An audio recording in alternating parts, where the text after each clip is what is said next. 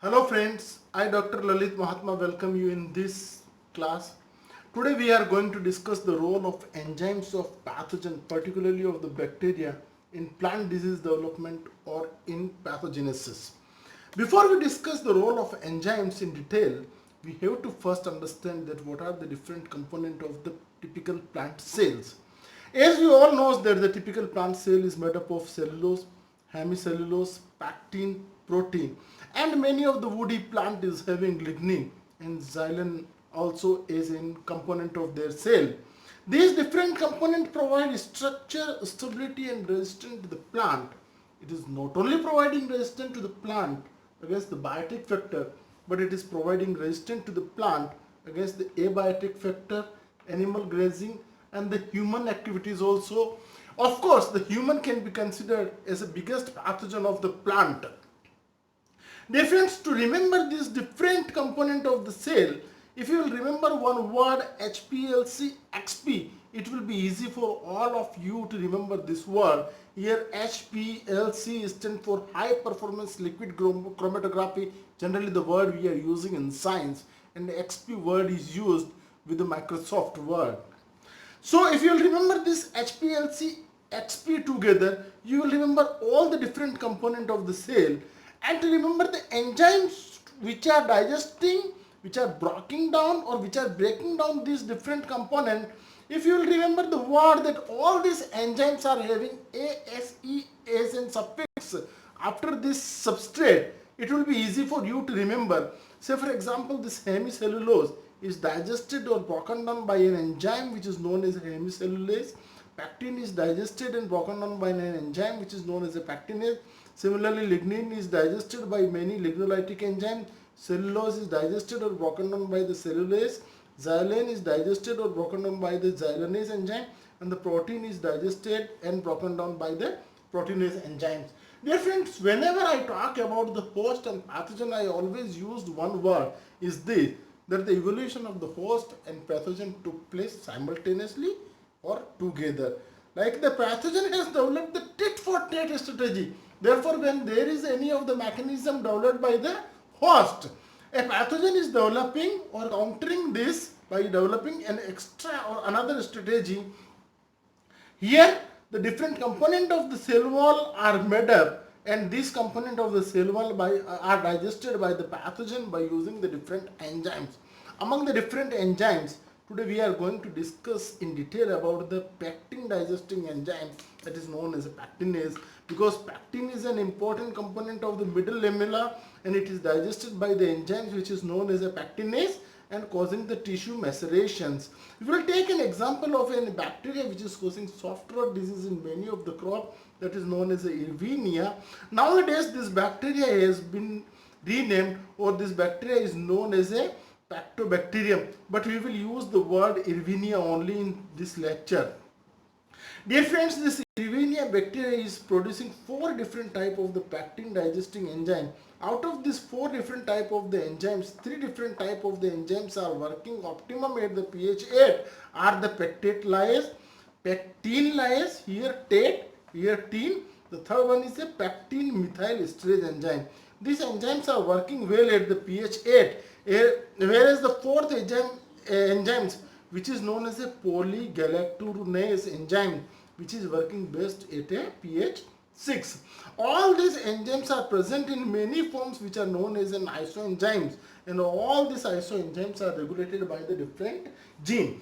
For example, when we talk about, by taking an example, this Erwinia only, one is the Erwinia chrysanthemi and another one is the Erwinia kerativora. This Erwinia kerativora in these days is known as a Pactobacterium kerativorum, because the bacterium word is used in the genus. To rhyme this, the species name also has been changed into the name is a keratovorum. In fact, this bacteria was first time isolated from the carrot, and this is eating on the carrot. That's why the name was given as a keratovorum. Nowadays, this bacteria is known as a Pactobacterium keratovorum. And there is another bacteria which is known as a Erwinia chrysanthemi, which in this day is known as a Dickeya dedenti. Dickeya dedenti. When we talk about and take the example of the Irisifi chrysanthemum, this Irisifi chrysanthemum produces 5 major pectate layers of 2 families and at least 3 minor pectate layers induced of 3 other families, induced by 3 different other families. But when we talk about the Irisifi kerativora, it produces 3 major pectate layers, an intercellular pectate layers and several minor pectate layers induced by the different substrate or by the different genes. The expression of the Irvinia gene encoding the pectate layers and isoenzyme is in sequential. This suggests that the genes are regulated separately. Dear friends, in addition to this, there is a global regulatory system which is known as a quorum sensing. Before we talk about the quorum sensing in bacteria in detail, we have to understand that what is the quorum sensing. A quorum sensing means sensation by the quorum. What do you mean by the quorum? First we have to understand. A quorum is a minimum number of the members of a deliberative assembly necessary to conduct the business of the group. Say for example, here if you take an example, that suppose we are calling a meeting of around 100 executives or officers for taking any decision. Practically all cannot attend the meeting due to any of the reason. Here we can say that some decision can be taken if at least 50% or more invitees have attended the meeting, then we can consider that the quorum is complete and we can take the decision. But if only 5 or 10 people are attending this meeting, then this meeting is considered as a void. Here in case of the bacteriology, the quorum sensing is the regulation of gene expression in response to the fluctuation in the cell population density. Quorum sensing bacteria produces and release chemical signal molecules called as an autoinducer. In case of this Irvinia bacteria, it is producing an autoinducer which is known as a homoserine lactase. If the concentration of this autoinducer homoserine lactase and this bacteria is crossing the certain limit, then only this pectinase gene will be expressed, otherwise it will not express, and by this it will not allow the host to trigger the resistance response. Dear friends, how this enzyme is regulating the symptoms in different crops. To understand this, if we will take one example of the Xanthomonas family bacteria, then it will be very easy. We all know about the 2 bacteria of the Xanthomonas group. One is known as Xanthomonas compresstis, Pethovar compresstis, and another one is the Xanthomonas citri. This one bacteria, Xanthomonas compresstis, Pethovar compresstis, is causing disease in the crucifer, rotting in the crucifer, whereas this Xanthomonas citri is causing the citrus canker. When we talk about this Xanthomonas compresstis, then it is having 2 genes to regulate the pectin esterase and polyglucuronidase activities, 4 genes for the pectate layers, 5 genes for the xylinase activities, and 9 genes for the cellulase activity. Whereas in case of the Xanthomonas citri, there is no gene for the pectinase activities or the pectin esterase activities, whereas there are only 3 genes instead of 4 genes, like 1 gene is there for the pectate lyase activity. Similarly, there are 9 genes for the cellulose digesting cellulase activity in case of the Xanthomonas compresstis, whereas there are only the 6 genes, 3 genes less for the activity of the cellulase in case of the Xanthomonas citri. Therefore, the symptoms produced by this Xanthomonas compresstis, Pethovar compresstis is of the rotting type, whereas the symptoms produced by this Xanthomonas citri is of the canker type. We will understand the symptoms produced by the different bacteria and regulated by the different enzymes by taking the different examples also. When we talk about the Agrobacterium tumefaciens, everybody knows in the era of biotechnology that what is the Agrobacterium tumefaciens. Dear friends, this Agrobacterium tumefaciens is having 4 genes for the pectinase activities. That's why it is producing the tumor-like activity. Whereas there is another bacteria which is known as Xylella fastidiosa. It is having only the 1 gene for the polyglucuronidase activity. Therefore, this Agrobacterium tumefaciens is producing the canker type of the symptoms, whereas the Xylella is producing the browning type of symptoms. Dear friends, these activities indicate us that how the different enzymes are secreted by the different pathogen and it affects the pathogenesis or the disease development of the symptoms of this.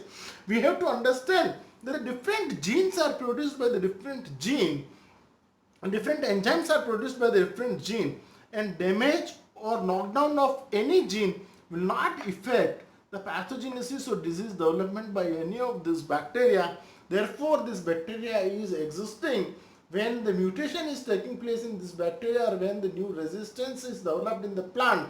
It is very difficult to develop the new resistance because there are more than one gene associated for the pathogenesis. Therefore, it's very difficult for the breeder to develop the resistance, as well as it is very difficult to provide the or to knock down the effect of different genes which the pathogen is having.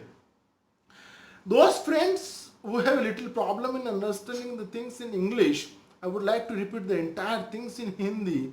दोस्तों, आज अपन ने जो बात की है role of enzymes in disease development, ये ना enzymes disease development में किस तरह से एग्जाम हेल्प करता है पर्टिकुलरली प्लांट पैथोजन के अंदर। इससे पहले सबसे पहले अपने को समझने वाली बात ये है कि भाई सेल का डिफरेंट कंपोजिशन क्या होता है।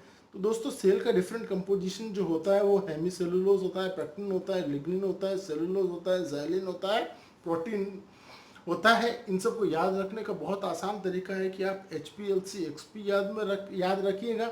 जब आपको डिफरेंट कंपोजिशन सेल का पता चल जाएगा तो आपको डिफरेंट एंजाइम्स का भी पता चल जाएगा, क्योंकि एंजाइम में कोई बहुत ज़्यादा फर्क नहीं होता। इन सबस्ट्रेट के पीछे जनरली आपको एज वर्ड काम में लेना पड़ता है, जैसे हेमीसेलुलोज के आगे हेमीसेलुलेज काम में ले लिया, प्रोटीन के आगे प्रोटीन्स ले लिया। ये जितने भी एंजाइम दोस्तों, उनमें से सबसे ज़्यादा इंपॉर्टेंट एंजाइम अगर मान लो कोई है तो वो पैक्टिनेज है। इसलिए आज अपन पैक्टिनेज के बारे में डिटेल में पढ़ेंगे। ये जो पैक्टिनेज एंजाइम जो है, ये पैक्टिन जो कि मिडिल लेवल में होता है, इसको डाइजेस्ट करता है और सेल के मैसरेशन के अंदर डिस्ट्रॉय करने के अंदर काम में लिया जाता है। ये इरविनिया एक ऐसा बैक्टीरिया है जो कि सॉफ्ट रोज कोज करता है कई सारे होस्ट के अंदर। इस बैक्टीरिया का नाम अब बदल के पैक्टोबैक्टीरियम कर दिया गया है, लेकिन अपन ने इन पूरी डिस्कशन के अंदर इरविनिया नाम ही काम में लिया है ज़्यादातर। बेटा, ये जो इरविनिया बैक्टीरिया है वो 4 अलग अलग तरह से ये जो पैक्टिन डाइजेस्टिंग एंजाइम सीक्रेट करता है। उसमें से जो 3 एंजाइम जो है उनको पैक्टेट लाइज, पैक्टिन लाइज और पैक्टिन मिथाइल एस्टरेज बोलते हैं। ये तीनों ही एंजाइम जो है वो 8 pH पे बहुत अच्छी तरह से काम करता है, जबकि जो चौथा एंजाइम जो है पॉलीग्लुटानेज जो कि 6 pH पे बहुत अच्छी तरह से काम करता है। ये जितने भी एंजाइम्स हैं ये सिर्फ एक ही फॉर्म में नहीं पाए जाते हैं, इनके कई सारे अलग अलग फॉर्म होते हैं जिनको कि अपन आइसो एंजाइम्स बोलते हैं। और ये डिफरेंट आइसो एंजाइम्स जो है वो डिफरेंट जीन से रेगुलेट होते हैं। अपन ने 2 एग्जाम्पल लिए थे यहाँ पर। एक अपन ने लिया था एग्जाम्पल यहाँ पर इरविनिया क्राइसैंथेमी का लिया था और दूसरा इरविनिया केरेटोबोरा का लिया था। जब तक बात इरविनिया क्राइसैंथेमी की होती है तो सबसे पहली बात तो ये जानना जरूरी है कि इस बैक्टीरिया का नया नाम जो है वो डिके या डेडेंटी है, जबकि इरविनिया केरेटिवोरा का नया जो नाम जो है वो पेंटोबैक्टीरियम केरेटिवोरम है। बेटा, ये नाम जो इरविनिया केरेटिवोरा दिया गया था वो इसलिए दिया गया था क्योंकि ये बैक्टीरिया जो है, ये बैक्टीरिया कैरेट के अंदर सबसे पहले डिजीज कोज करता था, पाया गया था, इसलिए इसका नाम केरेटिवोरा दिया गया था। जहाँ तक अपन इरविनिया क्राइसैंथेमी की बात करते हैं तो ये 5 डिफरेंट तरह के पेक्टेट लाइज एंजाइम जो कि 2 अलग अलग फैमिली से, 3 एंजाइम अलग फैमिली से और 2 एंजाइम अलग फैमिली के जीन से रेगुलेट होते हैं। मेजर ये 5 एंजाइम रिलीज करते हैं, जबकि ये 3 पेक्टेट लाइज माइनर जीन इसके अंदर होते हैं जिससे कि ये एंजाइम रिलीज होता है और ये एक्टिविटीज करता है। जब तक की बात अपन इरविनिया केरेटिवोरा की करते हैं तो ये इरविनिया केरेटिवोरा 3 जीन्स, ये जो पेक्टेट लाइज के मेजर होते हैं, एक जीन इंटरसेलुलर एक्सप्रेशन का होता है और कई सारे माइनर जीन होते हैं जो कि इसको एक्सप्रेशन की बात करते हैं। उसके बाद में अपन ने पढ़ा था कोरम सेंसिंग के बारे में। बैक्टीरिया कोरम सेंसिंग से काम करता है। कोरम ये होता है कि भाई ग्रुप के अंदर एक निश्चित लोगों की संख्या होनी चाहिए तभी भी कोई चीज़ मान्य होगी। ठीक इसी तरह से इस बैक्टीरिया के अंदर क्या होता है कि इन जनरली इस बैक्टीरिया के अंदर ये जो एंजाइम्स है वो सीक्रेट नहीं होते हैं, लेकिन इस बैक्टीरिया का एक पॉपुलेशन निश्चित लेवल तक पहुंच जाता है और एक तरह से ये एक इंड्यूसर सिक्रेट करते हैं। जो अलग अलग बैक्टीरिया जो होते हैं ना इंडिविजुअल, वो एक इंड्यूसर सिक्रेट करते हैं। जब इस इंड्यूसर की भी एक पॉपुलेशन या इंड्यूसर की भी एक क्वांटिटी एक निश्चित लेवल तक पहुंच जाती है, उसी के बाद में जो जीन जो है, जो कि पेक्टिन का डाइजेशन के लिए एंजाइम, पेक्टिन डाइजेस्टिंग एंजाइम या पेक्टिनेज एंजाइम को सिक्रेट करता है, तो वो उसी के बाद ही स्विच ऑन होता है वो जीन। इसके लिए इरविनिया के लिए जो इंड्यूसर है उसका नाम होमोसेरिन लैक्टोज है। तो जब ये होमोसेरिन लैक्टोज की और इरविनिया बैक्टीरिया की पॉपुलेशन एक निश्चित पॉपुलेशन तक पहुंच जाती है, उसी के बाद ही पेक्टिन डाइजेस्टिंग एंजाइम पेक्टिनेस इसके अंदर सिक्रेट होता है।